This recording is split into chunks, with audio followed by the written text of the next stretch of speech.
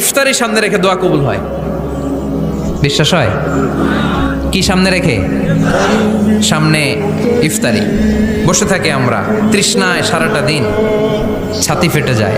আল্লাহ দেখে, দেখতে দেখতে আল্লাহর একটা সফট কর্নার তৈরি হয়। এটাই সুযোগ কাজে লাগানোর, ঠিক কিনা? মুমিন ঝুঁকবো যে কোপ মারে, সময় মতো কাজ করে, ঠিক কিনা?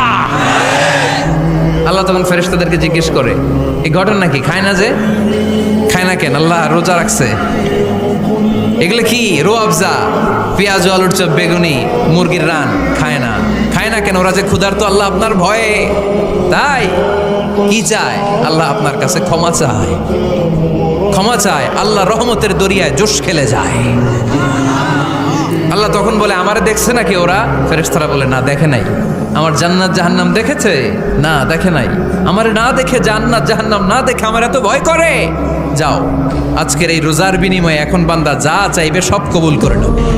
বন্ধুরা লাইক কমেন্ট শেয়ার করে দিবেন বেশি বেশি ইনশাআল্লাহ।